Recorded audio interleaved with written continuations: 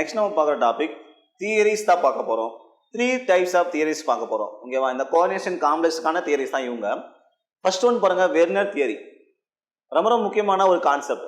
Werner தியரியில என்ன சொல்ல வராங்க அப்படின்னா, ஒரு காம்ப்ளெக்ஸ் அப்படினுடைய ப்ராப்பர்ட்டிஸ் பத்தி சொல்ல வராங்க. ஒரு காம்ப்ளெக்ஸ் அப்படின்னா அவங்க எந்த மாதிரியான ப்ராப்பர்ட்டிஸ் இருக்கும், பண்புகள் இருக்கும் அப்படிங்கிறத சொல்றாங்க. எக்ஸாம்பிளா இந்த வெர்னர் என்ன பண்றாங்கன்னா, இந்த காம்ப்ளெக்ஸ் வச்சு தான் ஓவரால் காம்ப்ளெக்ஸ் உடைய ப்ராப்பர்ட்டியை, மற்ற எல்லா காம்ப்ளெக்ஸ் உடைய ப்ராப்பர்ட்டியும் சொல்றாரு. எக்ஸாம்பிளா பாருங்க, எக்ஸாமைன் கோபால் 3 குளோரைடு. எக்ஸாமைன் அப்படிங்கிறவங்க நியூட்ரல் லிகாண்ட், காம்ப்ளெக்ஸ்க்கு வெளியில பிரச்சனை ஆகிக்கிறவங்க நெகட்டிவ் அயான். அப்போ ஒரு குளோரின் ஒரு 1- வரும். ஒரு குளோரின் லிகாண்டுக்கு வந்து அயானுக்கு 1- வரும். அப்போ இங்கே 3-, அப்போ கோபால்ட் என்னவா இருந்திருப்பாங்கன்னா 3+ இருந்திருப்பாங்க. நம்ம மேக்ஸிமம் கோபால்ட்டுடைய காம்ப்ளெக்ஸ், கோபால்ட் வரக்கூடிய காம்ப்ளெக்ஸ் எல்லாமே கோபால் 3+ ஆக்சிஜன் இருக்கிற மாதிரி நம்ம பார்த்துருப்போம். அப்போ எக்ஸாமைன் கோபால் 3 குளோரைடுங்கிற காம்ப்ளெக்ஸ் வச்சு தான் இந்த வெர்னர் வந்து அவருடைய கான்செப்டை சொல்றாங்க. ஓகேவா? இந்த வெர்னர் தியரியில என்ன சொல்ல வராங்க அப்படின்னா, இந்த ஒவ்வொரு காம்ப்ளெக்ஸ்ல இருக்கிற இந்த சென்ட்ரல் மெட்டல் அயான் இவங்களுக்கு 2 வகையான வேலன்சி இருக்கும். அப்போ ஒவ்வொரு காம்ப்ளெக்ஸ்க்கும் 2 வகையான இணைதிறன் இருக்கும். ஒன்னு பிரைமரி வேலன்சி, இன்னொன்னு செகண்டரி வேலன்சி. முதன்மை இணைதிறன், இன்னொன்னு இரண்டாம் நிலை இணைதிறன்.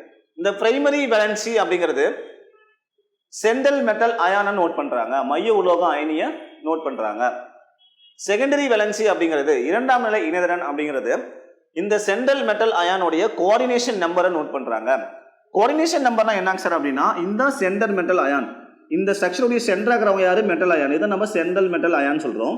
இந்த ஏரோமார்க் என்ன நோட் பண்றாங்கன்னா, ஒவ்வொரு லிகாண்டும், அமைனுங்கிறது ஒரு லிகாண்ட், ஒரு லிகாண்ட் 2 பேர் ஆஃப் எலக்ட்ரானை இந்த மெட்டல் அயானுக்கு டொனேட் பண்றாங்க. அதான் இந்த ஏரோமார்க் நோட் பண்றாங்க, 2 பேர் ஆஃப் எலக்ட்ரான். இந்த அமைன் ஒரு 2 பேர் ஆஃப் எலக்ட்ரான், இவங்க ஒரு 2 பேர் ஆஃப் எலக்ட்ரான். அப்ப எத்தனை பேர் ஆஃப் எலக்ட்ரான் பாருங்க, 1 2 3 4 5 6. இதுதான் நம்ம கோஆர்டினேஷன் நம்பர், அணைவு எண் அப்படின்னு சொல்றோம்.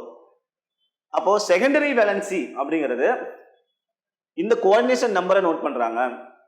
கோஆர்டினேஷன் நம்பரை ஃபார்ம் பண்றது யாரு, லிகாண்ட் தானே. அவங்க மேக்ஸிமம் என்ன சார்ஜ் இருந்திருப்பாங்க, லிகாண்ட் அவங்க பாசிட்டிவா இருக்கலாம், நெகட்டிவா இருக்கலாம், நியூட்ரலா இருக்கலாம். ஓகேவா? அப்போ ஒவ்வொரு காம்ப்ளெக்ஸும் 2 டைப்ஸ் ஆஃப் வேலன்சி இருக்கும். ஒன்னு பிரைமரி வேலன்சி, அவங்க மேக்ஸிமம் பாசிட்டிவ் சார்ஜா இருப்பாங்க. பிரைமரி வேலன்சி நோட் பண்றவங்க யாரு, சென்ட்ரல் மெட்டல் அயானுடைய ஆக்சிஜன் ஸ்டேட். ஓகேவா? அப்போ பிரைமரி வேலன்சி அப்படிங்கிறது சென்ட்ரல் மெட்டல் அயானை நோட் பண்றாங்க, அவங்க பாசிட்டிவ் சார்ஜில் இருப்பாங்க.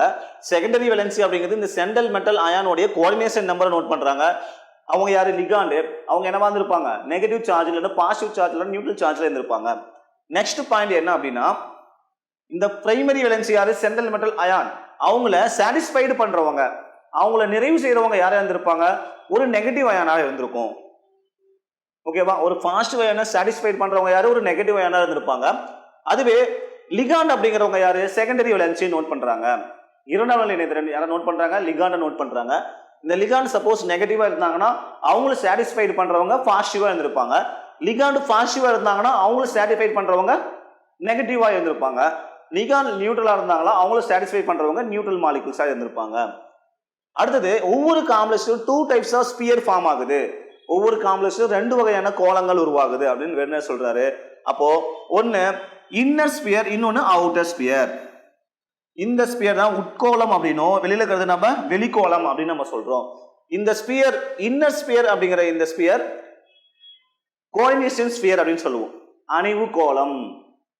இந்த அவுட்டர் ஸ்பியர் நம்ம அயனைசேஷன் ஸ்பியர் அப்படின்னு சொல்றோம், அயனியாதல் கோளம். இந்த இடத்துல நம்ம நோட் பண்ண வேண்டிய பாயிண்ட் என்னன்னா, அயனியாதல் கோளம் ஏன் சார் சொல்றோம் அப்படின்னா, இந்த கோஆர்டினேஷன் காம்ப்ளெக்ஸ் அப்படிங்கிறவங்க ஒரு சால்ட். ஓகேவா? ஒவ்வொரு கோஆர்டினேஷன் காம்பவுண்டும் ஒரு சால்ட், ஒரு உப்பு. ஓகேவா?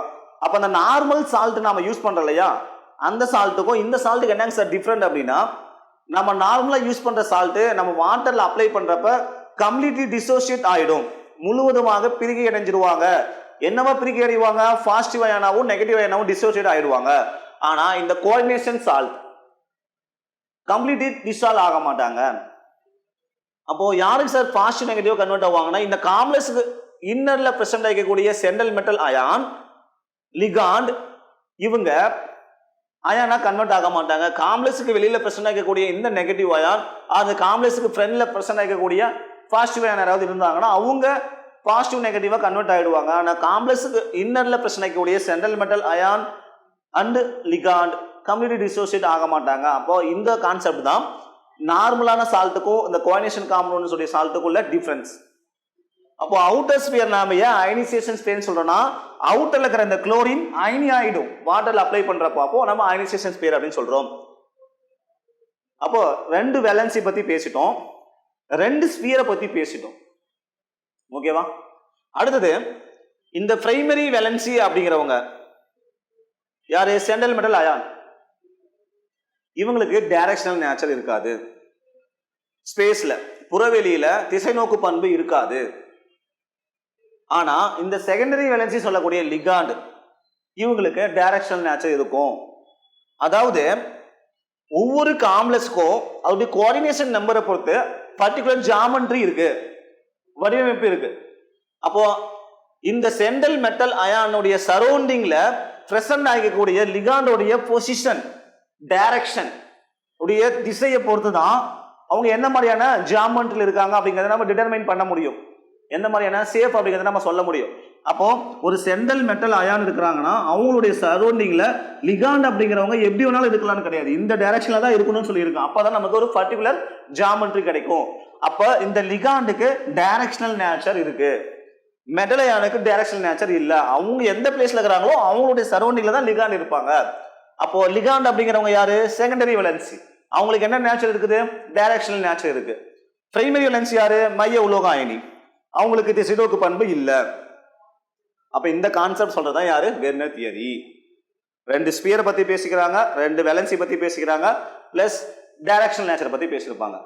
அப்போ இந்த வெர்னர் காம்ப்ளெக்ஸ்ல இன்னொரு கான்செப்ட் என்ன அப்படின்னா, இப்போ இந்த காம்ப்ளெக்ஸ்ல நம்ம என்ன பண்றோம்னா எக்ஸஸா நம்ம சில்வர் நைட்ரேட் சொல்யூஷனை ஆட் பண்றோம்னு வச்சுக்கோங்களேன்.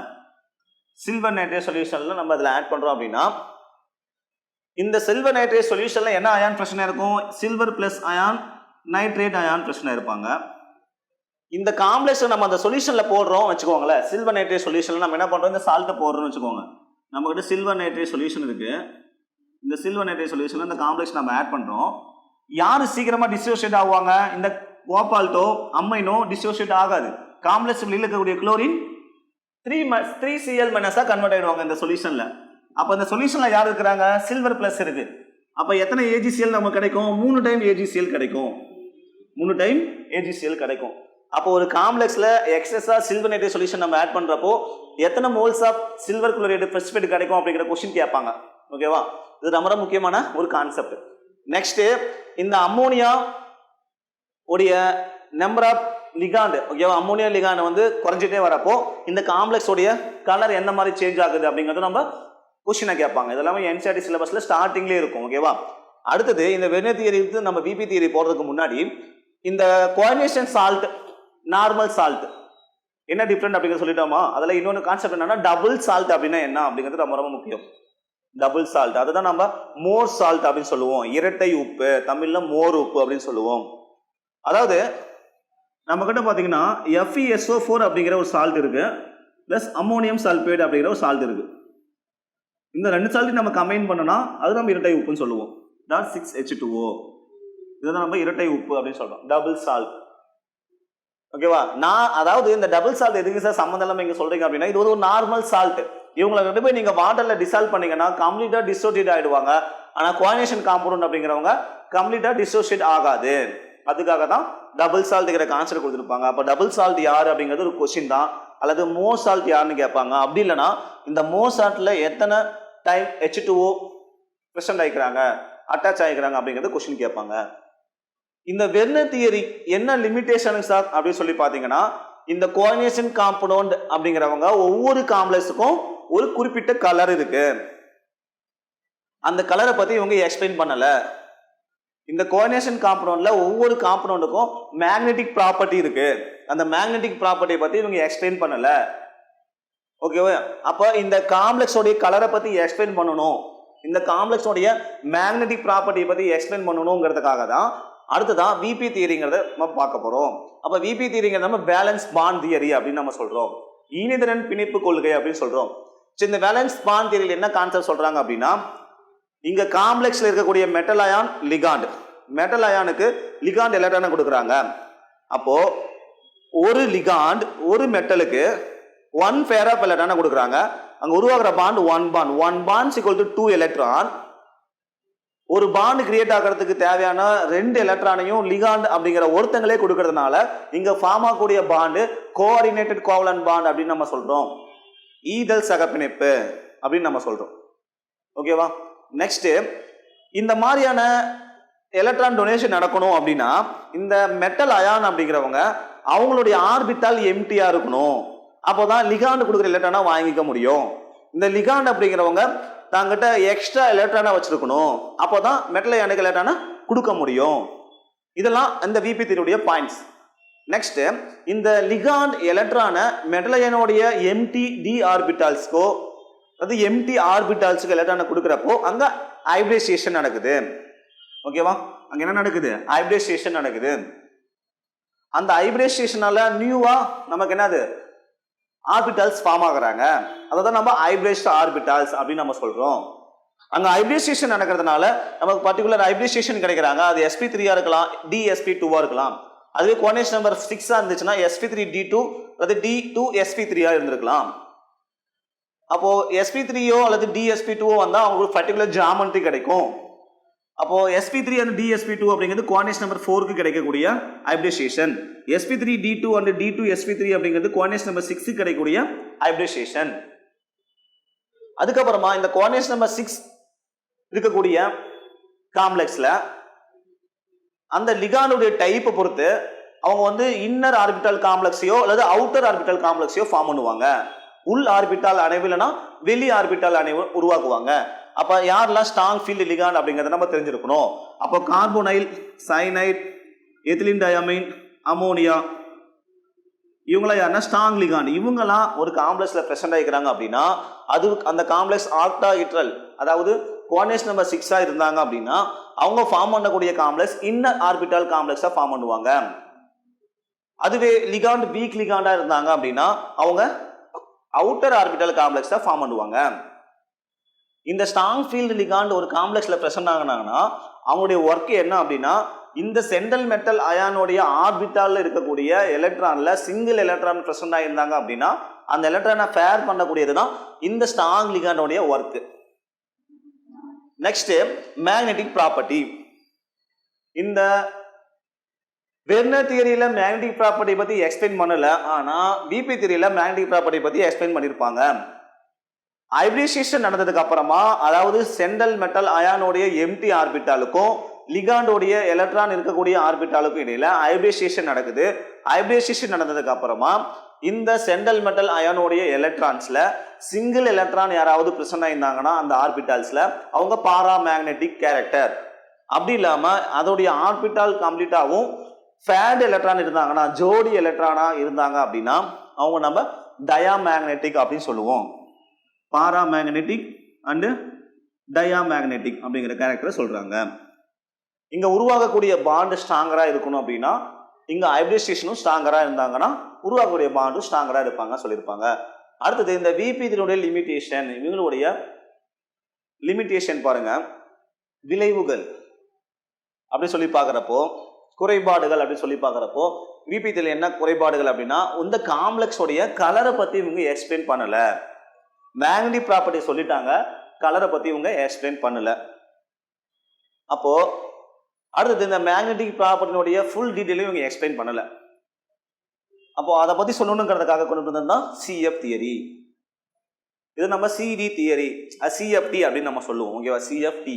அப்போ இந்த இடத்துல என்ன சொல்ல வராங்க அப்படின்னா ஒரு காம்ப்ளெக்ஸ்ல சென்ட்ரல் மெட்டல் அயானுக்கும் லிகாண்டுக்கும் இடையில ஃபார்ம் ஆகக்கூடிய பாண்டு கோவலன்ட் பாண்டும் கிடையாது, கோஆர்டினேட்டட் கோவலன்ட் பாண்டும் கிடையாது, அயானிக் பாண்ட் கிரியேட் ஆகுது அப்படின்னு சொல்றாங்க. யாரு? சிஎஃப் தியரியில. எப்படி சார் அயானிக் பாண்ட் சொல்றாங்க அப்படின்னா சென்ட்ரல் மெட்டல் அயான் அப்படிங்கிறவங்க ஒரு பாசிட்டிவ் சார்ஜ், லிகாண்ட் அப்படிங்கிறவங்க எலக்ட்ரான் எக்ஸ்ட்ரா வச்சுக்கக்கூடியவங்க. அப்போ அவங்க நம்ம நெகட்டிவ் சார்ஜ் சொல்றோம். அப்போ இவங்க ரெண்டு பேரையுமே நம்ம ஒரு பாயிண்ட் சார்ஜஸா எடுத்துக்க போறோம். அப்போ இங்க உருவாக்கக்கூடிய பாண்டு அயானிக் பாண்டா இருந்திருக்கும் அப்படின்னு சொல்ல வராங்க. அப்போதான் பாயிண்ட் சார்ஜஸ் நம்ம எடுத்துக்கிறோம். இங்க என்ன கான்செப்ட் அப்படின்னா ஒரு மெட்டல் அயான் அவங்களுடைய டி ஆர்பிட்டால்ஸ்ல 5 ஆர்பிட்டால்ஸ் இருக்கும், அதாவது 5 ஆர்பிட்டால்ஸ் இருக்கும். அந்த மெட்டல் அயான் ஃப்ரீ ஃபார்ம்ல இருக்கிறப்போ ஐசோலேட்டட் ஃபீல்டு தனித்த நிலையில லிகாண்டே அப்ரோச் பண்ணல, இன்னும் லிகாண்ட் வந்து இங்க ஆட் ஆகவே இல்லை, தனி மெட்டல் அயான் மட்டும்தான் இருக்கு. அப்படிங்கிறப்போ அந்த மெட்டல் அயானுடைய டி ஆர்பிட்டால்ல 5 ஆர்பிட்டாலும் ஒரு லோயஸ்ட், இந்த எனர்ஜி லெவல் டயக்ராம் பாருங்க, ஐசோலேட்டட் ஃபீல்டு, தனித்த நிலையில ஒரு குறிப்பிட்ட லோயஸ்ட் எனர்ஜி லெவல்ல கீழே இருக்காங்க, எனர்ஜி ரொம்ப ரொம்ப கம்மியா இந்த 5 ஆர்பிட்டாலும் இருக்கு. இப்போ இந்த மெட்டல் அயானுடைய சரௌண்டிங்ல லிகாண்ட் அப்ரோச் ஆகிறப்போ இந்த மெட்டல் அயான் உள்ள எலக்ட்ரான் இருக்கும், பிளஸ் இந்த லிகாண்ட்ல எலக்ட்ரான் இருக்கும். இந்த மெட்டல் அயானுடைய எலக்ட்ரானுக்கும் லிகாண்டோடைய எலக்ட்ரானுக்கு இடையில உருவாகக்கூடிய ரிபல்சிவ் ஃபோர்ஸ் காரணமாக இந்த மெட்டல் அயானுடைய 5d ஆர்பிட்டால்ஸோட எனர்ஜி கொஞ்சம் டிவியேட் ஆகி அதிகமாகுது. ஓகேவா? மெட்டல் அயானுடைய ஆர்பிட்டால்ஸோட எனர்ஜி என்ன ஆகுது? அதிகமாகுது. எப்போ அதிகமாகுதுன்னா இந்த மெட்டல் அயான் வந்து ஃப்ரீ ஃபார்ம்ல இருக்கிறப்போ இல்ல, இந்த மெட்டல் அயானை இந்த லிகாண்ட் அப்ரோச் பண்றப்போ, இதுதான் நம்ம லிகாண்ட் ஃபீல்டு அப்படின்னு சொல்றோம். மெட்டல் அயானை லிகாண்ட் அப்ரோச் பண்றப்போ அவங்களுடைய எனர்ஜி லெவல் இன்னும் கொஞ்சம் அதிகமாகுது. அடுத்த ஸ்டெப்ல காம்ப்ளெக்ஸ் உடைய டைப்பை பொறுத்து அங்க உருவாகக்கூடிய கோஆர்டினேஷன் நம்பர் 4, கோஆர்டினேஷன் நம்பர் 6க்கும் கோஆர்டினேஷன் நம்பர் 4 பொறுத்து இந்த டி ஆர்பிட்டால் ரெண்டா ஸ்பிளிட் அப் ஆகும். அதனால தான் நம்ம கிறிஸ்டல் ஃபீல்ட் தியரின்னு சொல்றோம். அப்ப ஸ்பிளிட் அப் எதனால சார் நடக்குது அப்படின்னா, ஒவ்வொரு கிறிஸ்டல், அதாவது ஒவ்வொரு கோஆர்டினேஷன் காம்பவுண்டும் ஒரு சால்ட் நம்ம சொல்லிட்டோம். அப்போ அவங்களோட கிறிஸ்டல் ஸ்ட்ரக்சர் இருக்கும். அந்த கிறிஸ்டல் ஸ்ட்ரக்சர்ல இந்த கோஆர்டினேஷன் காம்பவுண்டோடைய இருக்கக்கூடிய இந்த மெட்டல் அயனுடைய டி ஆர்பிட்டால்ஸ், இந்த 5 ஆர்பிட்டால்ஸ்க்கும் ஒரு நேம் இருக்கு. அதாவது DXY, இவங்க DX, இவங்க வந்து DYZ, இவங்க DZX, இவங்க DX² - Y², இவங்க DZ². அப்ப இவங்களுக்கு ஒவ்வொரு ஆர்பிட்டாலுக்கும் ஒரு ஸ்ட்ரக்சர் இருக்கு. இந்த இவங்களுடைய கிறிஸ்டல் லாட்டிஸ் ஸ்ட்ரக்சர்ல இந்த ஒவ்வொரு ஆர்பிட்டாலும் அவங்களுடைய 3 dimensional structure, X axis, Y axis, Z axis பார்க்குறப்போ இவங்களுடைய கிறிஸ்டல் ஸ்ட்ரக்சர்ல, இப்போ எக்ஸாம்பிள் நம்ம கோஆர்டினேஷன் நம்பர் 6 எடுத்துக்க போறோம் அப்படின்னா, கோஆர்டினேஷன் நம்பர் 6ல அவங்களுடைய கிறிஸ்டல் ஸ்ட்ரக்சர்ல இந்த DX-XY, DYZ, DZX, இந்த ஃபர்ஸ்ட் 3 ஆர்பிட்டால்ஸ் என்ன நடந்திருக்கும் அப்படின்னா, அந்த கிறிஸ்டல் லாட்டிஸ் ஸ்ட்ரக்சர்ல ஆக்சிஸ்ல இல்லாம அதோடைய ஆர்பிட்டால்ஸ் லோப்ஸ் வந்து பாத்தீங்கன்னா இந்த மாதிரி XYZ அப்படின்னு நம்ம எடுத்துட்டோம்னா, இவங்களுடைய ஆர்பிட்டால்ஸ் எந்த ஒரு ஆக்சிஸ்லயும் மேற்கொண்டாம, எந்த ஒரு ஆக்சிஸ் மேலேயும் வராம ஆக்சிஸ் கேப்ல பிரசன்ட் ஆயிருப்பாங்க. அதாவது DXY, DYZ, DZX அப்படிங்கிற ஆர்பிட்டாலோடைய ஸ்ட்ரக்சர் நம்ம சொல்றோம். ஓகேவா? ஆக்சிஸ்ல ஓவர்லாப் ஆகாம பெட்வீன் த ஆக்சிஸ்ல இருப்பாங்க. அதனால அவங்களுடைய எனர்ஜி குறைஞ்சிடும். அப்ப இந்த 2 ஆர்பிட்டால் பாருங்க, DX² - Y², DZ², இந்த 2 ஆர்பிட்டால் அவங்களுடைய 3 டைமென்ஷனல் ஸ்ட்ரக்சர்ல ஆக்சிஸ்ல ஓவர்லாப் ஆயிருப்பாங்க, ஆக்சிஸ்ல பிரசன்ட் ஆயிருப்பாங்க. ஆக்சிஸ்ல பிரசன்ட் ஆகிறதுனால அவங்களுடைய எனர்ஜி அதிகமாயிட்டு அவங்க ஹையஸ்ட் எனர்ஜி லெவலுக்கு போவாங்க. எப்போ ஒருத்தங்க அந்த டி ஆர்பிட்டால் 2 ஸ்பிளிட் அப் ஆகுதோ அவங்கள தான் நம்ம டி ஆர்பிட்டால் ஸ்பிளிட்டிங் அப்படின்னு நம்ம சொல்றோம். அப்போ இந்த ஆக்டாய்டல் காம்ப்ளெக்ஸ், அதாவது கோஆர்டினேஷன் நம்பர் 6 வரப்போ இந்த ஃபர்ஸ்ட் 3 ஆர்பிட்டலோட எனர்ஜி கீழே போயிடும், இந்த லாஸ்ட் 2 ஆர்பிட்டலோட எனர்ஜி அதிகமாயிடும், மேலே போயிடும். இதை நம்ம T2G, இவங்க நம்ம EG அப்படின்னு நம்ம சொல்றோம். இதை கிறிஸ்டல் ஃபீல்ட் ஸ்பிளிட்டிங் அப்படின்னு நம்ம சொல்லுவோம். அப்போ அதுவே கோஆர்டினேஷன் நம்பர் 4 அந்த என்ன சார் வரும்னா, அவங்களுடைய கிறிஸ்டல் ஸ்ட்ரக்சர் வேற மாதிரி இருந்திருக்கும். அப்போ இந்த ஃபர்ஸ்ட் 3 ஆர்பிட்டலோட எனர்ஜி அந்த ஆர்பிட்டாலுடைய ஸ்ட்ரக்சர் ஆக்சிஸ்ல வந்திருப்பாங்க. அப்போ இவருடைய எனர்ஜி அதிகமாயிட்டு இவங்க மேல இருப்பாங்க, T2G. இந்த 2 ஆர்பிட்டலுடைய எனர்ஜி குறைஞ்சிட்டு இவங்க கீழே வந்துருவாங்க, EG கீழே வந்துருவாங்க. ஓகேவா? இதை நம்ம கிறிஸ்டல் ஃபீல்ட் ஸ்பிளிட்டிங் அப்படின்னு நம்ம சொல்லுவோம். நெக்ஸ்ட் நம்ம என்ன டாபிக் பார்க்க போறோம் அப்படின்னா, கலர் ஆஃப் தி காம்ப்ளெக்ஸ். ஒரு காம்ப்ளெக்ஸ் கலர் ஆகிறதுக்கு என்ன காரணம் அப்படிங்கிறத நம்ம நெக்ஸ்ட் பார்க்கணும். நெக்ஸ்ட் இந்த கோஆர்டினேஷன் காம்பவுண்ட்ஸ் உடைய அப்ளிகேஷன் என்ன அப்படிங்கிறத நம்ம பார்க்க போறோம். ஓகே, நெக்ஸ்ட் நம்ம பார்க்குற topic colour of the complex. இந்த கோஆர்டினேஷன் காம்பவுண்ட் ஒவ்வொருத்தங்களும் ஒரு பர்டிகுலர் கலர்ல இருப்பாங்க. அந்த கலருக்கான என்ன காரணம், ஓகேவா, ரீசன் ஃபார் கலர் தான் பார்க்கணும். அப்போ ஒரு கோஆர்டினேஷன் காம்பவுண்ட் கலர் ஆகிறதுக்கு என்ன காரணம்னா, ஒரு சிம்பிள் கான்செப்ட் என்ன, டிடி டிரான்சிஷன் அதுல நடக்குது. அப்ப டிடி டிரான்சிஷன் ப்ராசஸ் நடக்கிறதுனால தான் அவங்க கலரா இருக்கிறாங்க அப்படிங்கிறத நம்ம தெரிஞ்சுக்கிறோம். அப்போ டிடி டிரான்சிஷனா என்ன அப்படிங்கிறத நம்ம தெரிஞ்சுக்கணும். அதாவது எக்ஸாம்பிளா இந்த காம்ப்ளெக்ஸ் பாருங்க, எக்ஸாக்வா டைட்டானியம் 3+ காம்ப்ளெக்ஸ். இந்த இடத்துல பாண்டர் அப்படிங்கிறவங்க நியூட்ரல் லிகாண்ட், டைட்டானியம் மெட்டலுடைய ஆக்சிஜன் ஸ்டேட் வந்து 3+. இப்போ நம்ம என்ன பண்ண போறோம் அப்படின்னா, இந்த டைட்டானியம் 3+ அயான் என்ன சிஸ்டம் அப்படிங்கறத கண்டுபிடிக்கணும். டைட்டானியத்தோட அட்டாமிக் நம்பர் 22.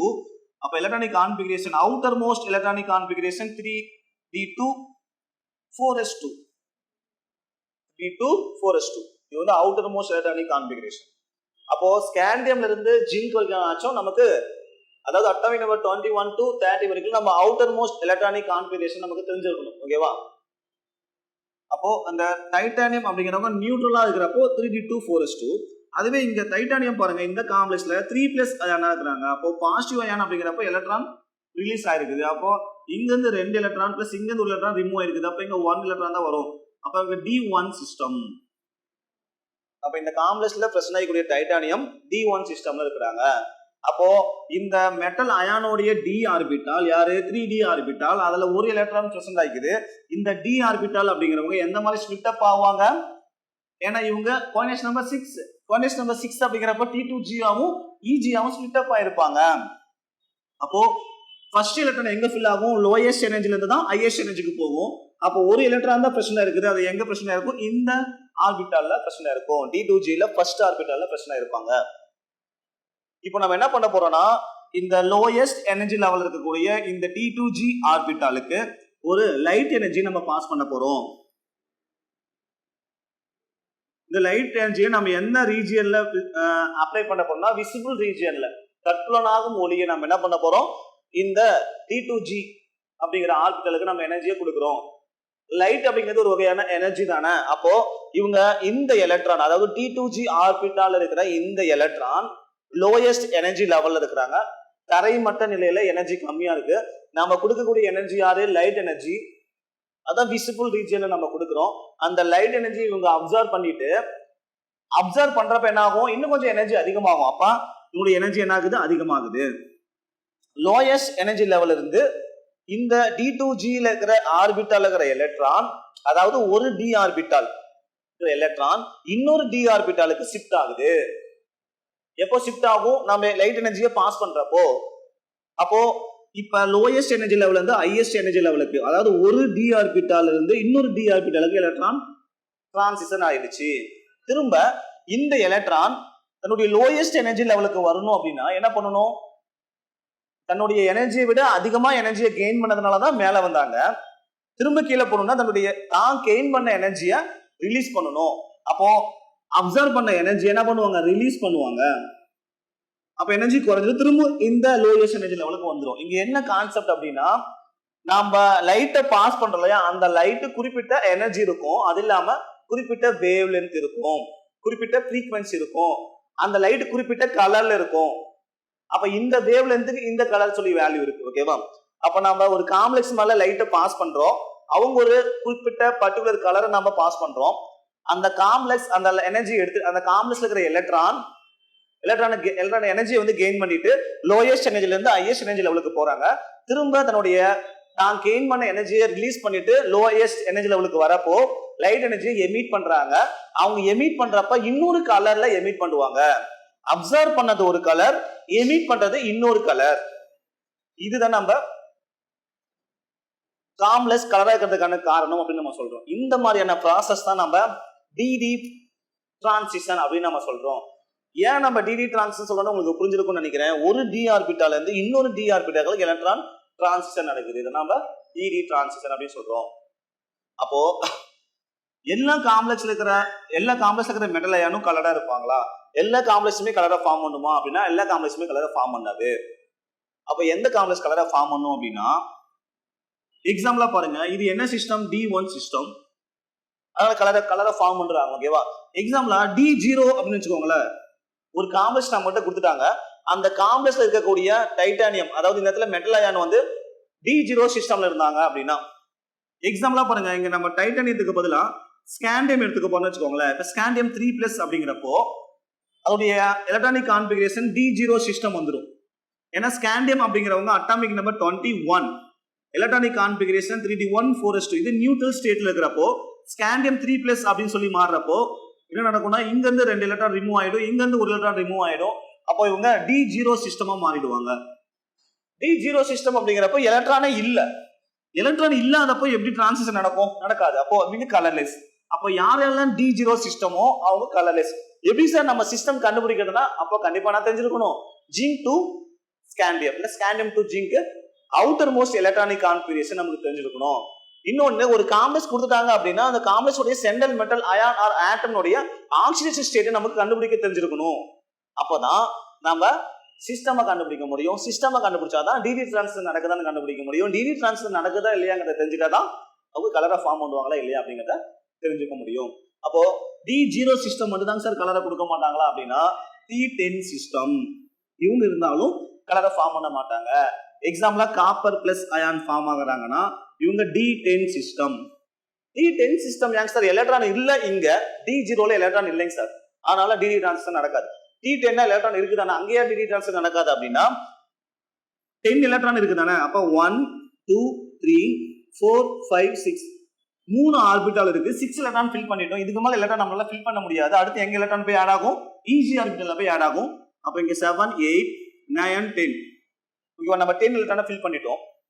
இப்போ நம்ம ஒரு லைட் எனர்ஜியை பாஸ் பண்றோம் விசிபிள் ரீஜியன்ல கட்புலனாக ஒளியில.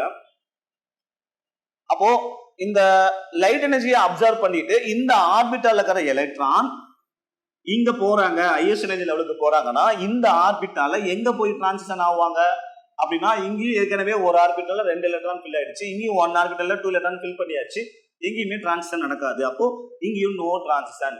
அப்போ colourless compound, colourless coordination compound அப்படின்னு நம்ம சொல்லிடலாம். அப்போ D0 சிஸ்டம்ல இருந்து D10 சிஸ்டம் மட்டும் அது கலர்லெஸ் காம்பவுண்ட்ஸா ஃபார்ம் பண்ணுவாங்க. அப்போ D1 D2 3 4 D5 D6 D7 D8 D9 complex இவங்கலாம் கலரை ஃபார்ம் பண்ணுவாங்க. நெக்ஸ்ட் ஒரு சில காம்ப்ளெக்ஸ் கலர் நம்ம கொடுத்துருப்பாங்க, ஓகேவா, அந்த கலர் நம்ம டைரக்டா நம்மளுடைய என்சிஆர்டி நோட்ஸ்ல இருந்து நம்ம மெமரி பண்ணிக்கணும். அப்போ இந்த டிடி டிரான்சிஷன் ரொம்ப ரொம்ப ரொம்ப முக்கியமான ஒரு கான்செப்ட் இந்த யூனிட்ல. இதுல இருந்து क्वेश्चन கேட்கறதுக்கு வாய்ப்பு இருக்குது. which one complex formed color, which one complex cannot formed colors, color, ஓகேவா. அப்புறம் which one complex colorless எப்படினாலும் क्वेश्चन கேட்பாங்க, ஓகேவா. என்ன சிஸ்டம்ங்கறத क्वेश्चन கேட்கலாம், ஓகேவா. அப்போ இந்த கோஆர்டினேஷன் காம்பவுண்ட்ஸ் அப்படிங்கிற யூனிட்ல டிடி டிரான்சிஷன் அதாவது கலர் ஆஃப் தி காம்ப்ளெக்ஸ் ரொம்ப முக்கியமான ஒரு கான்செப்ட். அடுத்து இந்த யூனிட்டோட லாஸ்ட் பார்ட் நம்ம என்ன பார்க்கறோம்னா application of coordination compounds. Application of coordination compounds. இந்த கோஆர்டினேஷன் காம்பவுண்ட்ஸ் நிறைய கோஆர்டினேஷன் காம்பவுண்ட்ஸ் இருக்கு. அவங்க 1 or more டிபார்ட்மெண்ட்ல யூஸ் ஆகுறாங்க, ஓகேவா. அதுல நம்ம ஃபர்ஸ்ட் ஒன் பாருங்க, காப்பர் 2 அப்படிங்கிற காம்ப்ளெக்ஸ் ப்ளூ இங்க் தயாரிக்க யூஸ் ஆகுது, ஓகேவா. காப்பர் 2 காம்ப்ளெக்ஸ் எதுக்கு யூஸ் ஆகுறாங்க, இங்க் தயாரிக்க யூஸ் ஆகுறாங்க. அடுத்து சைனைடு காம்ப்ளெக்ஸ் எதுக்கு யூஸ் ஆகுறாங்க அப்படின்னா ஒரு மெட்டல் அயான் ஒரு மெட்டலை வந்து எக்ஸ்ட்ராக்ஷன் பண்றது. எக்ஸ்ட்ராக்ஷன் அப்படின்னா பிரித்தெடுத்தல். நம்முடைய எர்த் கிரஸ்ட்ல இருந்து எடுக்கக்கூடிய மினரல்ஸ் ஓர்ஸ் இதுல நமக்கு தேவையான மெட்டல்ஸ் ஆக்சைடு ஃபார்ம்லயோ சல்பைடு ஃபார்ம்லயோ பிரச்சனை இருப்பாங்க. அதுல இருந்து நம்ம மெட்டலை மட்டும் தனியா எக்ஸ்ட்ராக்ஷன் பண்ணணுங்கிறதுக்காக நம்ம சைனைடை யூஸ் பண்ணலாம்.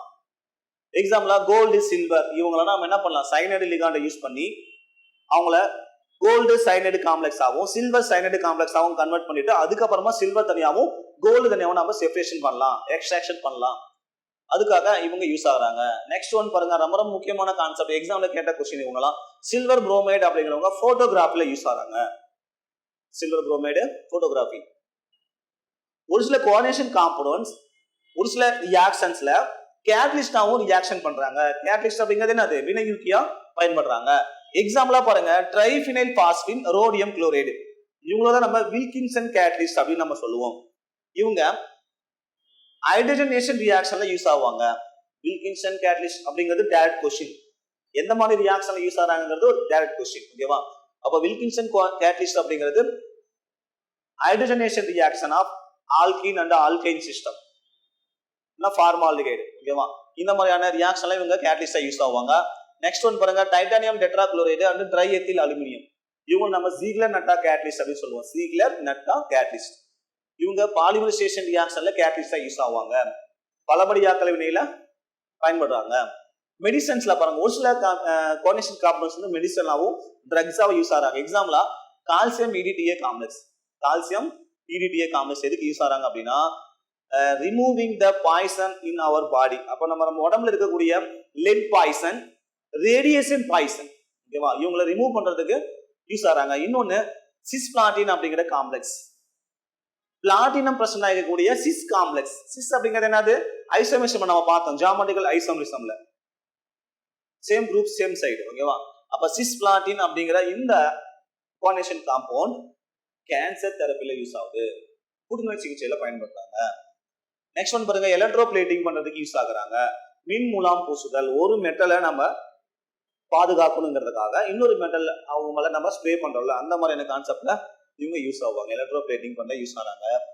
அடுத்து பாருங்க, இடிடி அப்படிங்கிற லிகாண்ட் ஹார்ட் வாட்டரை சாஃப்ட் வாட்டரா கன்வெர்ட் பண்றதுக்கு யூஸ் ஆறாங்க. கடின நீரை மென்னீராக மாற்றுவதற்கு பயன்படுகிறது. அடுத்து நம்மளுடைய பிளட்ல இருக்கக்கூடிய ஹீமோகுளோபின் ஒரு கோஆர்டினேஷன் காம்பவுண்ட்ஸ் தான், ஒரு கோஆர்டினேஷன் காம்ப்ளெக்ஸ் தான். ஓகேவா? அப்போ அங்க மெட்டல் அயான் யாரு? அயான். அயான் 2+ ஃபார்ம்ல இருப்பாங்க. அவங்களோட சரௌண்டிங்ல 4 ரிங்ஸ் பிரசன்ட் ஆயிருக்கும். அவங்க தான் நம்ம பார்பைரின் வளையம் அப்படின்னு நம்ம சொல்லுவோம். அவங்க தான் லிகாண்டா ஆக்ட் பண்றாங்க. ஹீமோகுளோபின் ஸ்ட்ரக்சர்ல சென்டர் ஆட்டம் யாரு? சென்ட்ரல் மெட்டல் அயான் யாரு? அயான், இரும்பு 2+. அவங்களுடைய சரௌண்டிங்ல என்ன லிகாண்ட் பிரசன்ட் ஆயிருக்குன்னா பார்பைரின் வளையம் பிரசன்ட் ஆயிருக்கும், 4 ரிங் பிரசன்ட் ஆயிருக்கும். அப்போ ஹீமோகுளோபின் பிளட்ல பிரசன்ட் ஆயிருக்காங்களா, இவங்க ஒரு கோஆர்டினேஷன் காம்பவுண்ட் தான். அடுத்து பாருங்க, குளோரோஃபில். குளோரோஃபைல்ல மெக்னீசியம் 2+ அப்படிங்கிற அயான் பிரசன்ட் ஆயிருக்கும், இவங்க சென்ட்ரல் மெட்டல் அயான். அப்ப ஹீமோகுளோபின் மாதிரியா இங்கேயும் 4 ரிங்ஸ் பிரசன்ட் ஆயிருக்கும். அப்ப மாடிஃபைடு பார்பைரின் ரிங், பார்பைரின் வளையம் பிரசன்ட் ஆயிருக்கும்.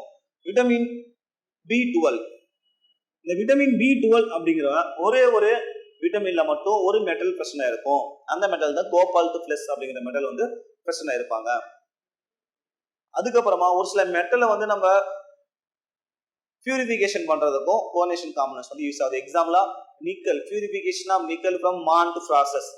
மாண்ட் ப்ராசஸ் மூலமா நிக்கலை நம்ம பியூரிஃபிகேஷன் பண்றதுக்கு அந்த நிக்கல் கார்போனைல் காம்ப்ளெக்ஸ் வந்து யூஸ் ஆகும். நிக்கல் டெட்ரா கார்போனைல் அப்படிங்கிற காம்ப்ளெக்ஸ் வந்து யூஸ் ஆகுது. அப்போ ஓவராலா இந்த அப்ளிகேஷன்ல இருந்து ஒரு கொஸ்டின் கேட்கறதுக்கு வாய்ப்பு இருக்கு. ஓகேவா? அப்ப இந்த கோஆர்டினேஷன் கெமிஸ்ட்ரி அப்படிங்கிற இந்த யூனிட்ல 2 கொஸ்டின் கேட்க வாய்ப்பு இருக்கு. ஓகேவா? அப்போ எந்தெந்த பார்ட் ரொம்ப முக்கியம் அப்படின்னு சொல்லி தான் நம்ம பார்த்தோம். ஓகேவா? அதுல IUPAC நாமென்கில்ச்சர், ஓகேவா, அது வந்து ரொம்ப ரொம்ப முக்கியம். அது நம்ம அந்த IUPAC எழுதணும், எந்த காம்ப்ளெக்ஸ் கொடுத்தாலும் நம்ம IUPAC எழுதணும் அப்படின்னா அந்த ரூல்ஸ் நமக்கு டீட்டெயிலா தெரிஞ்சிருக்கணும். லிகாண்ட் டைப் நமக்கு டீட்டெயிலா தெரிஞ்சிருக்கணும். காம்ப்ளெக்ஸ் டீட்டெயிலா கண்டுபிடிக்க தெரிஞ்சிருக்கணும். மெட்டலையனுடைய ஆக்சிடேஷன் ஸ்டேட் நமக்கு கண்டுபிடிக்க தெரிஞ்சிருக்கணும். ஓகேவா? அப்பதான் நம்ம IUPAC எழுத முடியும். நம்ம அடுத்ததா பார்த்த கான்செப்ட் என்ன அப்படின்னு சொல்லி பாத்தீங்கன்னா ஐசோமெரிசம். ஐசோமெரிஸ்ல கண்டிப்பா கொஸ்டின் கேட்பாங்க. ரொம்ப ரொம்ப ரொம்ப முக்கியமான கொஸ்டின், ஓகேவா, முக்கியமான பார்ட். ஓகேவா? ஒரு 90% வாய்ப்பு இருக்கு ஐசோமெரிசம் வந்து கொஸ்டின் கேட்கறதுக்கு. ஓகேவா? அதுல ஸ்டார்டிங்லேயே கேட்டுறாங்க. ஓகேவா? அந்த சில், ஓகேவா, coordination isomerism, hydrated isomerism, ionization isomerism, linkage isomerism, இதுல இருந்து கொஸ்டின் நிறைய டைம் கேட்டுக்கிறாங்க. ஓகேவா? அப்போ அந்த டாபிக் ரொம்ப ரொம்ப முக்கியம் ஐசோமெரிசம். அதுக்கு அதே மாதிரிதான் நம்ம பார்த்த ஜியோமெட்ரிக்கல் அண்ட் ஆப்டிகல் ஐசோமெரிசம், இதுல இருந்து கொஸ்டின் கேட்கறதுக்கு வாய்ப்பு இருக்கு. ஓவரால் ஐசோமெரிசம் ரொம்ப முக்கியமான கான்செப்ட். அடுத்ததா முக்கியமான டாபிக் நம்ம பார்க்கறப்போ 3 டைப்ஸ் ஆஃப் தியரிஸ். இது என்ன தியரி? அதுக்கப்புறம் பார்த்தா பிபி தியரி, கிறிஸ்டல் பே தியரி, இந்த 3 தியரில இருந்தும் அதோடைய கான்செப்ட் கொஸ்டின் நம்ம கேட்கலாம். அடுத்தது ஒரு காம்ப்ளெக்ஸ் கொடுத்துட்டு அந்த காம்ப்ளெக்ஸ்ல பிரசன்ட் ஆகக்கூடிய சென்ட்ரல் மெட்டல் அயான் யார் அப்படிங்கறத கொஸ்டின் கேட்கலாம். அப்படி இல்லைன்னா அந்த சென்ட்ரல் மெட்டல் அயானுடைய ஆக்சிடேஷன் ஸ்டேட் என்ன அப்படிங்கறத கொஸ்டின் கேட்கலாம். இந்த காம்ப்ளெக்ஸ் உடைய கோஆர்டினேஷன் நம்பர் எவ்வளவு அப்படிங்கறத கொஸ்டின் கேட்கலாம். அப்படி இல்லைன்னா அந்த காம்ப்ளெக்ஸ் கொடுத்துட்டு இந்த காம்ப்ளெக்ஸ் கூடிய லிகாண்ட் என்ன டைப் அப்படிங்கறத கொஸ்டின் கேட்கலாம். அப்படி இல்லைன்னா கோஆர்டினேஷன் நம்பர் எவ்வளோ, கோஆர்டினேஷன் நம்பர் இந்த மாதிரி இருந்துச்சுன்னா அவருடைய ஸ்ட்ரக்சர் எந்த மாதிரி இருந்திருக்கும், ஜியோமெட்ரி என்ன அப்படிங்கறத கொஸ்டினை கேட்கலாம். அப்படி இல்லைன்னா ஒரு காம்ப்ளெக்ஸ் கொடுத்துட்டு இந்த காம்ப்ளெக்ஸ் கூடிய சென்ட்ரல் மெட்டல் அயானுடைய மேக்னெட்டிக் ப்ராப்பர்ட்டி, இந்த காம்ப்ளெக்ஸ் உடைய மேக்னெட்டிக் ப்ராப்பர்ட்டி என்ன அப்படிங்கிறது கேட்கலாம். பாராமேக்னெட்டிக், டயாமேக்னெட்டிக் அப்படிங்கிறது கேட்கலாம். அப்படி இல்லைன்னா ஒரு காம்ப்ளெக்ஸ் கொடுத்துட்டு காம்ப்ளெக்ஸ் உடைய கலர் என்ன அப்படிங்கறது கேட்கலாம். அப்படி இல்லைன்னா ஒரு காம்ப்ளெக்ஸ் கொடுத்துட்டு காம்ப்ளெக்ஸ் வந்து கலரா இருக்கிறதுக்கு என்ன ரீசன் அப்படிங்கறது கேட்கலாம். அப்படி இல்லைன்னா இந்த ஒரு காம்ப்ளெக்ஸ் கொடுத்துட்டு காம்ப்ளெக்ஸ் கலரா இருப்பாங்களா, கலரை ஃபார்ம் பண்ணுவாங்களா, கலரை ஃபார்ம் பண்ண மாட்டாங்களா அப்படிங்கறத கொஸ்டின் கேட்கலாம். ஒரு ரொம்ப முக்கியமான ஒரு யூனிட் தான் இந்த யூனிட். அடுத்ததா பார்த்தது தியரிஸ்க்கு அப்புறமா நம்ம பார்த்ததுதான் இந்த டிடி டிரான்சிஷன். ஓகேவா? டிடி டிரான்சிஷன் அப்புறமா தான் நம்ம அப்ளிகேஷன் பார்க்குறோம். அப்ளிகேஷன் நம்ம டீட்டெயிலாக தெரிஞ்சிருக்கணும். ஓகேவா? இப்போ ரொம்ப ரொம்ப ஈஸியான ஒரு யூனிட் தான் கோஆர்டினேஷன் கெமிஸ்ட்ரி. ஓகேவா? நம்ம டீட்டெயிலாக எழுதி பார்க்கணும். ஓகேவா? காம்ப்ளெக்ஸ் எழுதி பார்த்துட்டு அந்த ஐசோமெர்ஸ்ல என்ன டிஃபரன்ஸ் வந்து டீட்டெயிலாக நம்ம புரிஞ்சுட்டோம் அப்படின்னா கொஸ்டினை பார்த்தோன்னே ஈஸியாக நம்ம அட்டன் பண்ணிடலாம். இந்த யூனிட்ல 2 கொஸ்டின் கேட்க போறாங்க அல்லது 3 கொஸ்டின் கேட்க போறாங்க அப்படின்னா 8 மார்க்கோ அல்லது 12 மார்க்கோ ஈஸியா நம்ம எடுத்துடலாம். கொஸ்டினை பார்த்தோன்னே டைரக்டா அட்டன் பண்ற மாதிரி ஈஸியா ஆன்சருக்கு போற மாதிரி ஒரு யூனிட்னா அது இந்த யூனிட் தான். ஓகேவா? ரொம்ப ரொம்ப ஈஸியான ஒரு யூனிட் தான் இந்த யூனிட். அப்போ நம்ம என்சிஆர்டி சிலபஸ் எடுத்துட்டு அந்த நம்மளுடைய என்சிஆர்டி புக்கில் என்ன மாதிரியான எக்ஸாம்பிள்ஸ் கொடுக்குறாங்க, அந்த ஒவ்வொரு டைப் ஆஃப் ஐசோமரிசத்துக்கும் ஒவ்வொரு டைப் ஆஃப் அந்த காம்ப்ளெக்ஸுக்கும் ஓகேவா, ஐயூபிஎஸ் நேமுக்கு என்ன மாதிரியான எக்ஸாம்பிள்ஸ் கொடுக்குறாங்க, நம்மளை என்ன மாதிரி வந்து செல்ஃப் எவல்யூட் பண்ண சொல்லிக்கிறாங்க, அந்த மாதிரியான கொஸ்டினில் நம்ம டிரைவ் பண்ணி பார்க்கறது மூலியமா டோட்டல் கான்செப்ட் நம்ம புரிஞ்சுக்கலாம். ஓகே, டிஎன்பிஎஸ்சி டெட் நியமன தேர்வு, PC, SI, TRB, agri, forest, railway போன்ற அனைத்து போட்டித் தேர்வுகளுக்கும் நேரடி மற்றும் ஆன்லைன் வகுப்புகள் ஆரம்பம். அனைத்து போட்டித் தேர்வுகளுக்கும் ஸ்டடி மெட்டீரியல் கிடைக்கும். நேரடி மற்றும் போஸ்டல் டெஸ்ட் பேட்ச் வசதியும் உண்டு. தொடர்புக்கு future vision study centre, Salem. Contact 9042030163. Future Vision Study Center, SKS Hospital Road, opposite to Hotel Lakshmi Prakash, near New Bus Stand, Salem. Cell 90420 30163.